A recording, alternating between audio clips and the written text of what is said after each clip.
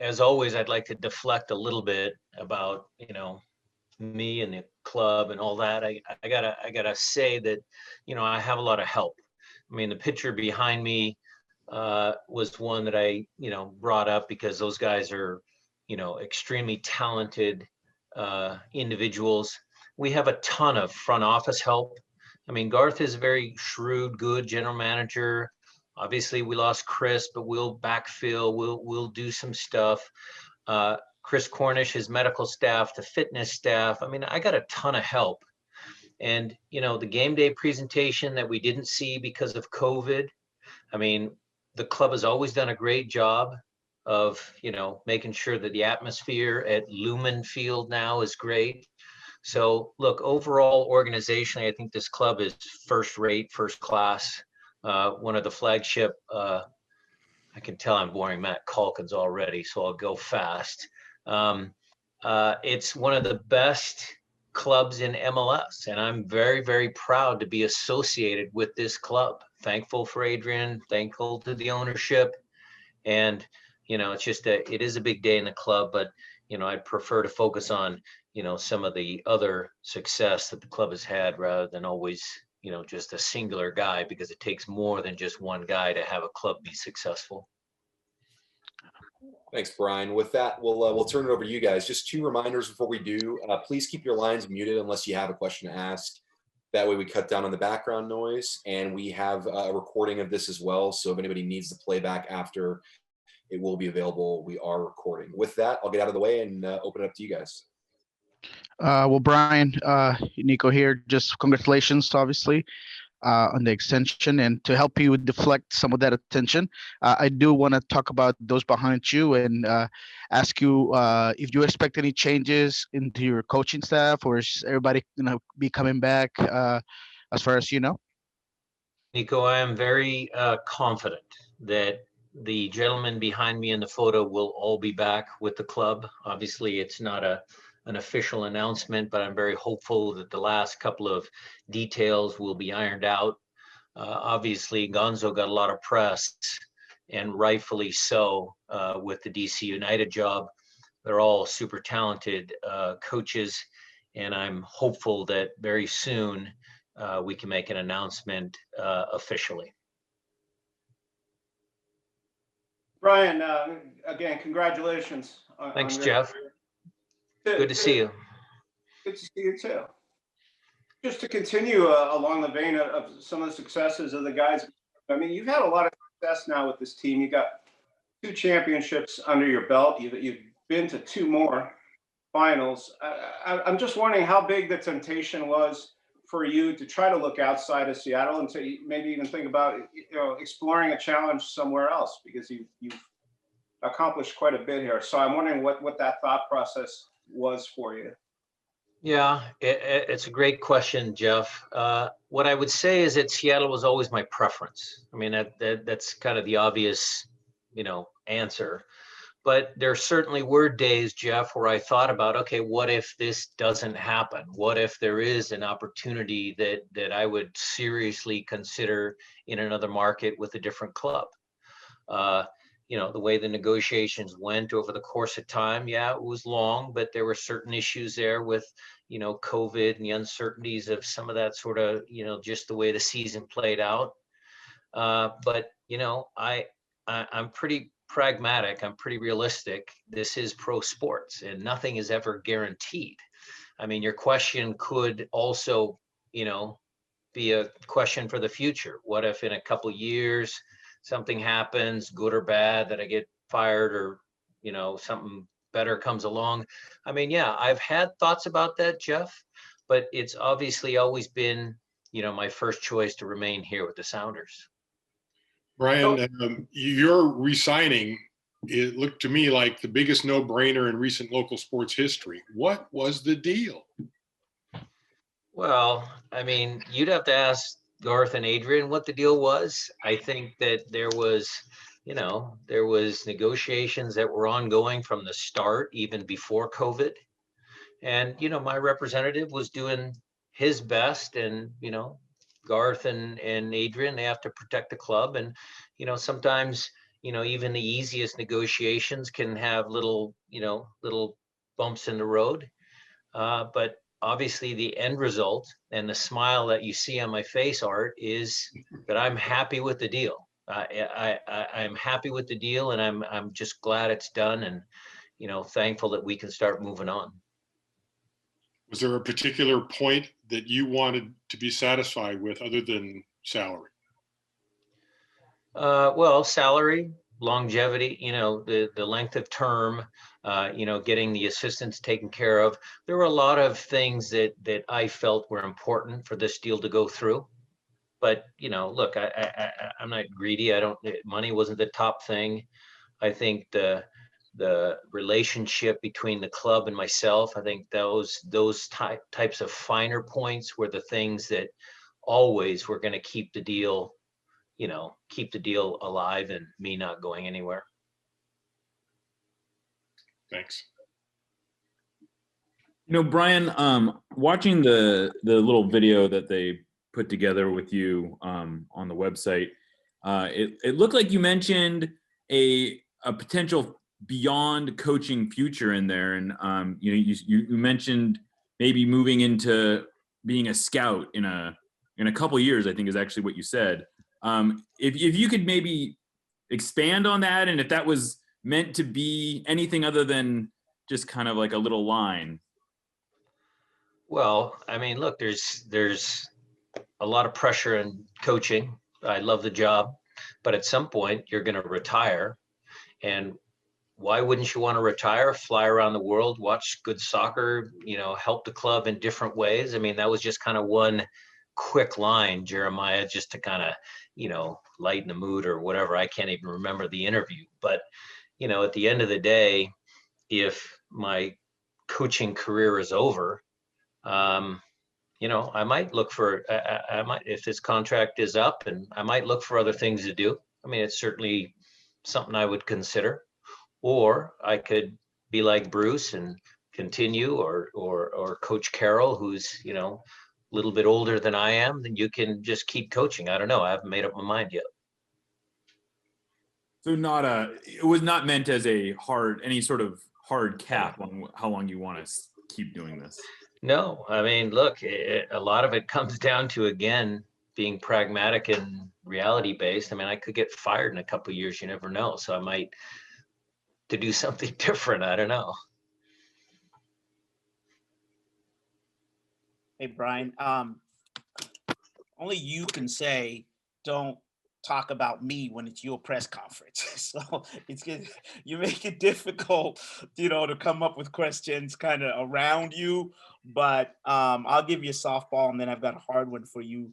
What did you learn about the coaching profession from your mentor, Ziggy? I would probably include Maz, Ziggy, Jimmy Gabriel, and also Alan Hinton, 3 really talented, super great human beings, coaches, each one of them different. I think each one of them is different. Alan was where I got my man management skills.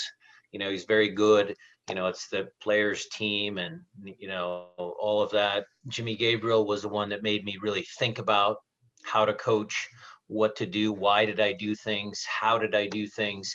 And Ziggy was the one that brought kind of everything together, because he was the one with such a vast experience in MLS. He knew MLS up and down. He'd been with the league since basically its inception. And so that was a great opportunity for me to learn from one of the best. And it made my transition into being a head coach much easier. And the other question is that the Sounders on paper are a big club, but the way the day-to-day our interaction just seems like it's a family. I mean, what can you say about that ability? Because if you're outside, I mean, it's, big, huge club, but yet there's a family atmosphere. How have you been able to do that? Well, I guess it's just, I've never been afraid to have like an open training facility. You guys come down, you can watch training. I've never had any issue with that. I don't think that anybody's going to go give, team secrets out. I enjoy talking to people. I enjoy talking to people about all the players that we've had over the years. I enjoy talking about the current crop of players. I enjoy talking about some of the young kids we have coming up. I think it's just easier to be more open and transparent with the press rather than kind of hide away and just kind of, stick yourself in a corner and not talk to people. It's just personally how I feel. Thank you. Ryan, you mentioned Chris a second ago, also Jordan departing. I'm just wondering what your thoughts Yeah. on trying to replace those guys are going forward. Well, what I would say, I'll start with Jordan.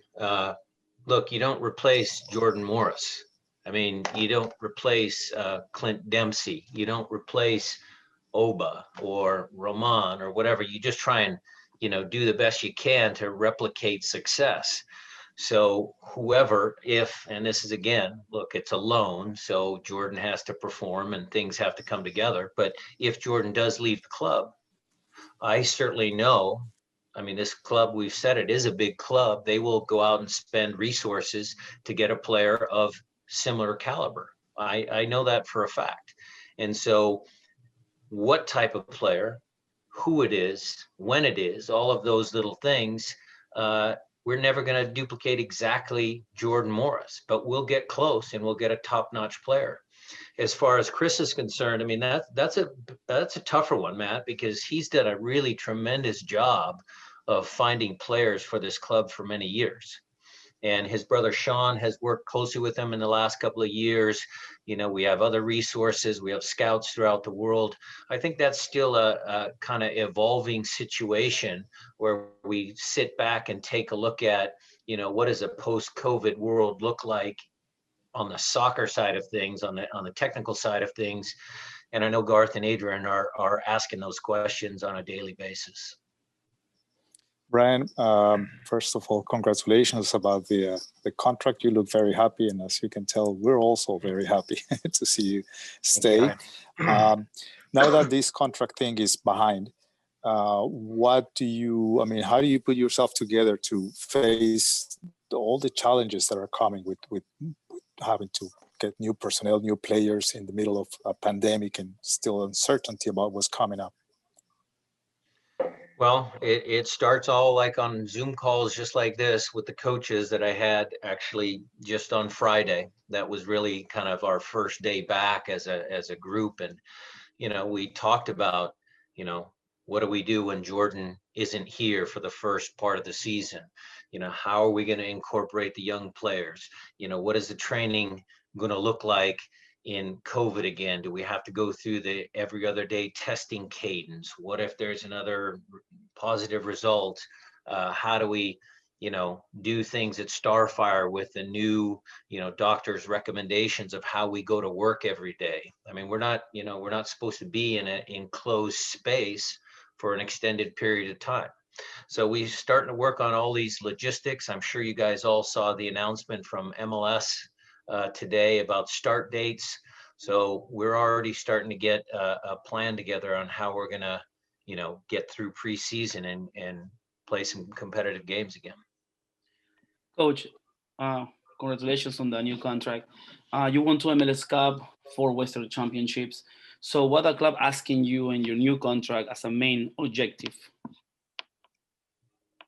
I don't think they've really asked me any specific questions, Alonso. I think it's always just within the fabric of the club.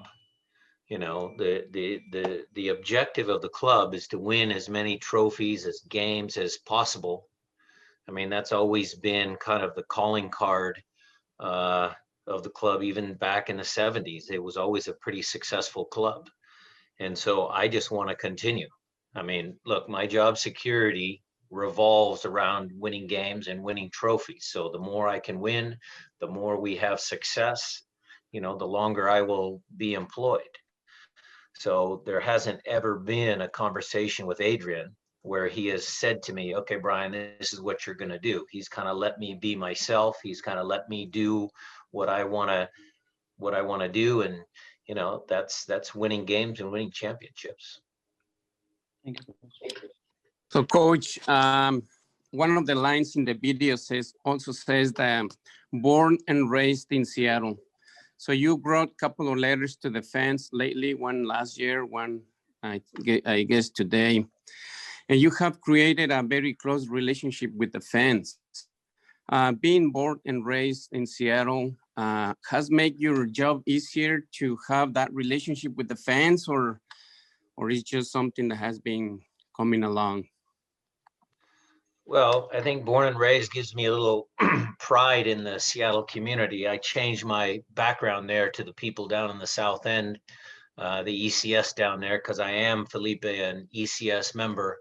But yeah, it's easy to be from the city of Seattle and support your local teams. I've always been a, Sounder fan. I love the Sonics, the Mariners, Seahawks, the Huskies. We have a really vibrant sports town. I know, Jeff, with the Kraken coming in, that's going to be exciting. I think it's easy, Felipe, for me to be, in general, a guy who loves sports and, be from Seattle, where a lot of sports teams have had a lot of success.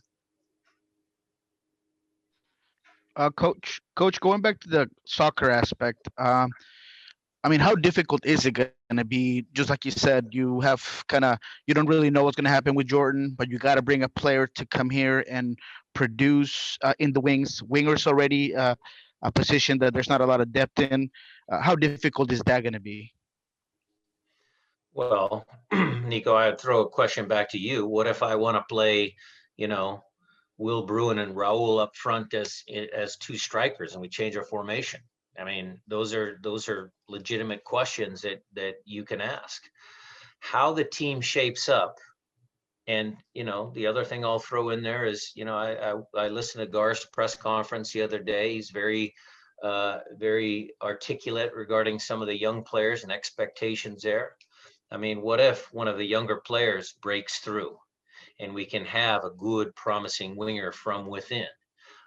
There's always lots of things that we will consider as a coaching staff to make sure that the team has some measure of success. How open are you to changing your formation? Are you going to head into camp with that in mind, or are you going to see what you have, play from there? And are you mindset that you'd like to make a change at this point, or wait and see? We'll wait and see, Jeff. But again, I think I've toyed with that now for a while. In the last couple of years, trying to get two forwards up top to give Will Bruin more deserved playing time. Get someone up there to help Raul. And if we do it, when we do it, certainly that will be that'll be decided in preseason. If it looks good, it'd be handy to have a separate formation. You could go away from home. You could play one way at home. You could play another. I mean, I'm naturally pretty conservative with my coaching. So, 4-2-3-1 has kind of been our base system, and we've kind of dealt with that. But there's no reason why we can't experiment a little bit and see what, the first half of the season looks like without Jordan. Because Will and you know Will at this stage, so it's not like they can show you anything. What are you going to be looking for, just to make sure that Will still has what he has, or is it going to be the wingers and how they play off those guys that's going to help? It would be definitely, Jeff, how the team plays in that system. We know that Will is a goal scorer who needs service from the wings. So if you play any version of a 3-5-2, or you whatever you want to call it, 5-3-2, do we have the personnel that can get into the spots and deliver balls to Will? How is Raul successful? Raul has been successful by pairing up with Nico, little give and goes, combination play. How did that manifest itself? Well, Jordan was always stretching the field and opening up gaps in between the lines where Nico could come in and do what he did. So it's a team sport. We'll look at it. I'm not saying on this phone call we're going to change. It's just something that when Nico asked me the question, it's, we're always thinking about ways to make the team more successful or have sustained success. Coach, I want to ask you about for the Tacoma Defiance, especially Daniel Reynolds, who plays left fullback. In the MLS, in the Sounders team, you got Brad Smith, who was injured, and then who was the only option most of the time. Is Daniel Reynolds in the radar for the first team? He was drafted also last year. Yeah, no, I think he's actually moved on, Alonso, if I'm not mistaken. Look, left back, right back, there's talented kids down in Defiance. I'd probably bring up a name. I think I'm okay with this, Alex. Look, we have a talented crop of players that we've already signed, but there's a kid down in Defiance named Reed Baker Whitting, and he's 15 years old. And we actually brought him in for the last 2 months of our season last year, and the kid's only 15, and he's super talented. So there might be some names coming up from Defiance. We're certainly going to invite a lot of the kids from Defiance into our preseason so we can take a close look at them. But again, those decisions will be made, during preseason. Coach, there are teams around the world that expend a lot of money in players, and there are teams also that base their base team on developing players. What of these two ideas will be more according to your philosophy and the philosophy of the club, developing players or buying players? I know finding the right balance is kind of hard sometimes. Yeah, I would say we would be flexible because look, if you look at our past history, Felipe, we have always been a club where we've had senior players and the senior players have done extremely well, but the circumstances are always changing with them within MLS. There are forces both external and internally that make it important that we do a good job in the youth development arena. So we're trying to find the right balance of sustaining success. And yet, like I said, there's some young players on the horizon that can be very good players for us. And, I would bring one example to the table, Felipe. I mean, I'm sure you guys all saw the Henry Wingo announcement. He had some success with us. I mean, I remember Henry as a 10-year-old kid because I coached his older brother. Was through our academy system, for whatever reason, we had Harry Ship, we had Victor, we had Jordan when he was a winger and he couldn't break through. We even tried him at right back and it just didn't happen for him because we had a roster of talented players. And so he moves to Norway and he's found success. And so I think that's a storyline that can happen for our club. Because, Garth told you guys it was kind of an unexpected Christmas gift that we got some extra money there from Henry. So again, the balance of having young players come up and having the established players to win games in MLS now, that's what we're searching for. Brian, when you've mentioned, go ahead, Art. When you're looking at the top tier of American-born players who've gone to Europe, and Donovan and Dempsey are at the top, where would you put Jordan Morris at this point in his career as far as being close to the top? Well, I'd probably add one more name to that list, Art. I mean, if we're talking about Sounder players, I mean, I'd put DeAndre Yedlin in there. Well, I guess Landon's not a Seattle Sounder, but Clint was. Okay, general population, Seattle versus national players. I mean, Jordan has to have success there before we can really answer that question because Clint did have success there. I think Landon had success there. I think Jordan is ready to have success there. I think, again, to the previous question, Swansea plays in a 3-5-2. And if Jordan plays up top in a 3-5-2, has room to run, stretch the field, I'm hoping that he has success. And then we can answer your question, Art. Jordan is different than those other two. They're all inherently a little bit different. Maybe Jordan is better for the, EPL or the championship because he's a tremendous athlete. I mean, his speed and power and strength are such that hopefully he has success. You saw it with DeAndre. DeAndre was immediately successful just because of his speed and quickness.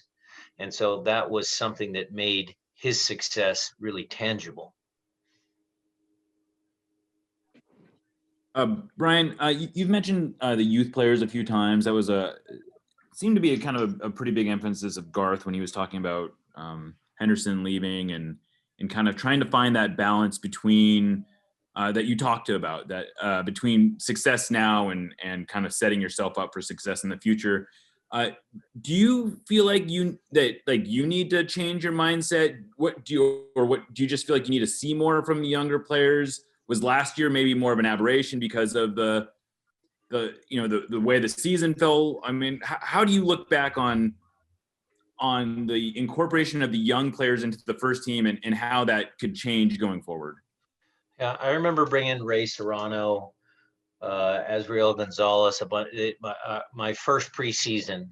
We brought all the young kids in when they were 15 and 16 years old. I know for a fact that all of the coaches love having the young kids around. You know, it's good for the club. It's good for the young kids. It's good for us, you know, older coaches to deal with younger players before they become old and cynical. I mean, there's a lot of positives on this. What I would say is that last year was a little bit of a challenging year in the sense that we couldn't get them the meaningful games that they needed down in Defiance and come train with us. That was the whole plan from day one. And I think that did stymie some of the growth with some of the players. Every year we're going to refocus. Every year we're going to try and do a little bit better. But ultimately, at the end of the day, the players are going to decide who is going to play. I think Danny Leyva is a prime example. Danny Leyva was kind of working his way into, you know, getting some minutes, and then he broke his fifth metatarsal. He had some injuries, and that kind of cut short his year and his season. He might have been one of the ones that, had he burst into the scenes, we might not be having this conversation. It might be, oh yeah, Danny's great, and he's a player, and he's a starter, and you know, that might have been the narrative. Hey, Brian, are the younger players now more prepared to come and compete than they have been in the last several years? I think so. I think Moss. That's why we're trying to, you know, get them as early as 15 with Reed. I think that was important to give them a taste of what it's like to be a pro with the Seattle Sounders. Congratulations on the extension, Coach. What excites you the most about coming back and committing your coaching future to Seattle? I think it's just, I've always enjoyed coaching. I love coaching for an organization that's committed to winning, committed to putting resources into winning, getting good people in the right spots. I think the fans are always something that you love coming on a game night, you know, coming into the stadium, you know, listening to the crowd. I think there's a lot of things to get excited about. And then look, the one thing that drives me a lot, I'm a guy that hates to lose. And so the kind of sting from the last game that we played certainly is there sitting in my stomach, and we want to get back after it. I want to make sure that we get back to another cup final, and, you know, we continue the success that we've had. Coach, MLS kind of set out some hard dates on preseason, the beginning of the season, but with some things still try to play out, have you begin reaching out to players and when you expect them to come back to Seattle? Those are all logistics that, you know, that the club is going to start to work on, Nico. It's a very you know, the announcement just came this morning.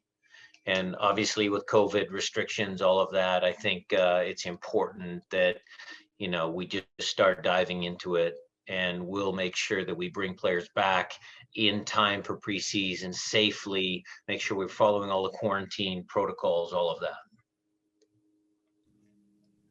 Hey, Coach, I think, yeah. Sorry. Go ahead. So in the video also, and I think somebody mentioned this before, that you like to become like a scout in the future when you retire. Is your desire, or is there an option that you would like to retire with the Seattle Sounders? I better watch the video, because you guys have all mentioned it like on multiple occasions. I better go out and watch that. I mean, I'd love to end my career as a Seattle Sounder. How and where? Maybe I can, just be the ball kid or something. I don't know. Hopefully, Felipe, I can stay a Sounder for life. Coach, we've talked about the young players coming in, and on a sort of a related note, you guys have had a lot of stability in your MLS history. Nico Ladero, for example, a really dependable DP, that sort of thing, and you've recently re-signed him. How do you as a leader chart the balance between stability and evolution? When is it time to move on from a player, or when do you need to sort of shift roles? I'm curious about how you balance that as your squad gets older. Well, I think number one, Nico's still a very young man, and he's got a lot of life left in him. When Clint retired, he knew it was his time. I'd go back, Charles, all the way back to 2009 when we started with probably one of the cornerstones of our franchise way back then, Casey Keller. I mean, when did Casey know that it was, time to move on? I don't know. A lot of times I don't make those decisions. It's kind of like a discussion that you have with the player, but the player has to come to realize, okay, maybe it's my time to go. I think Roman, I can think of Zach Scott. I bring Zach's name into it. I mean, when was it his time? Those are all discussions that, certainly we'll have, but I think it's way too early to have that discussion with Nico. Well, sure. And I, in more general terms, you're described as a loyal coach, and I know that's something you probably cherish. But there's another part of the business that requires you to make those hard decisions sometimes. Sure, I can tell you the names I just mentioned. Starting with Zach, Mr. Sounder, because I had him at the USL level as well. I mean, there were challenging conversations. I remember the playoff series in 2016 when Roman kind of had a tight hamstring, pulled his hamstring playing for his country. Zach stepped in. We won that series against Dallas to put us in MLS Cup, and then I put Roman back in for the final. I mean, those are always challenging conversations when players are getting up there in age and, towards the end of their careers. Certainly with Clint. I mean, that was a challenging one. I mean, Clint is arguably, in my opinion, the best goal scorer that this country has ever produced. He was such a tremendous player. But, things just worked out that, we had a little difference of opinion, and, when he played, how he played, and some of those conversations, those were tough conversations for sure. Roman, when I had Kim Kee and Chad Marshall, those were obviously the days where, some of the conversations can be tough, but if you approach them, you tell them exactly how you feel with no bullshit, it makes those conversations easier. You just tell them how you feel. You don't always agree, but I think they always appreciate the honesty when you say it matter of factly.